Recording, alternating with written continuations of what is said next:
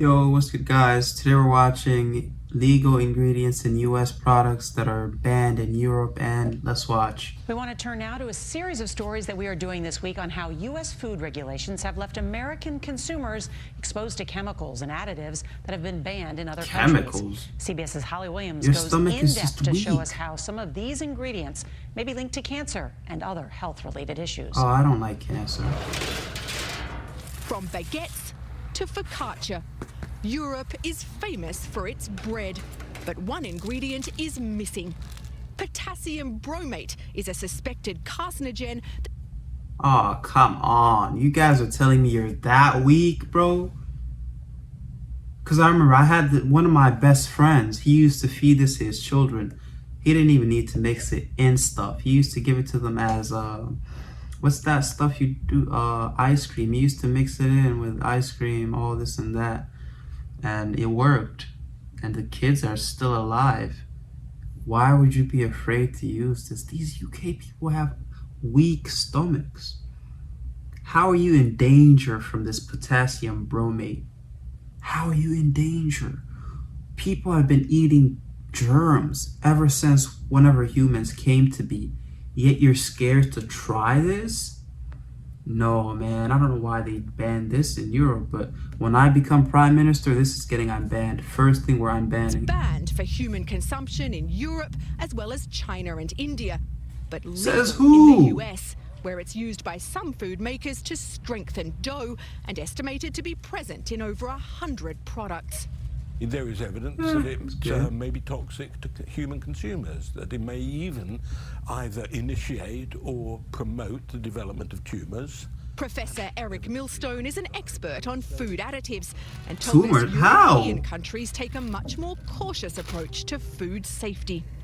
Can we say for sure that these differences in regulations mean that people in the US have developed cancers that they would not have developed if they'd been eating only in Europe? I think that that is almost certainly the conclusion that we could reach.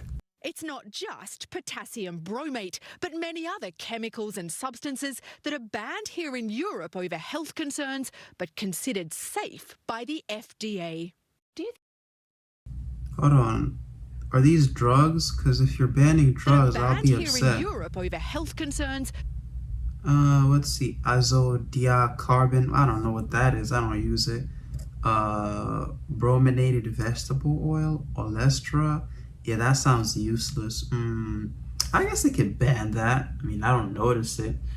But don't ban ketamine or all that good stuff. Do not ban meth either. But considered safe by the FDA. Do you think most Americans maybe the FDA is missing a few screws in their heads to substances that are viewed as dangerous over here? They probably just think, well, if it's available and it's in the store, then it's probably fine. Stacey McNamara is from upstate New York, but has been living in London for 10 years. She told us raising children on this side of the Atlantic has opened her eyes to what's allowed in food in the US. She has no plans to ever move back home. And is food safety a part of that decision? For sure, yeah. How am I going to protect my children when it's just everywhere? In a statement Dog, to CBS. it's not that deep. Oh my goodness, these people take everything so deep, man. I remember back then, we used to eat birds, bro. Like birds, like actual animals. And we were never super worried about dying like that. Yeah, like, and now these guys are scared, like, oh yeah, if I try sodium bicarbonate or whatever that stuff is called, I'm gonna die. As long as you're not eating radiation, you should be safe. Cause, well, the FDA, I know they're pretty dumb people, but for the most part, most of these chemicals, let's see, they're acting like every single food in Europe or UK, whatever those countries are, is completely safe. I feel like those guys have more unsafe foods. Like, look at haggis, bro, whatever that stuff is, man. That looks scary. The thing looks dead. Yet they're gonna tell me sodium blah blah blah is bad. Well, I've never used it, so to be fair, I don't know. But I'm just hearing a lot of whining, no action at all. Well, but I haven't heard of people dying because of these products. But then again, there's a lot of factors to cancer. So you can't just say, oh, this caused cancer. Well, I'm sure, because let's say your genetics are really horrible, like you have terrible genetics, you have cancer that runs in your family.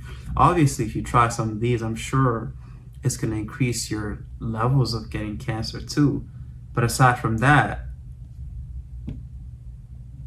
for normal people that don't have that running in their thing, you should be okay, because you guys know that everybody has cancer, right? It's just that your cells kill it every single time, and for some people it just never develops unless this stuff is actually enhancing cancer. Then I'm okay with it. But yeah, you guys tell me what you think, and have a nice day.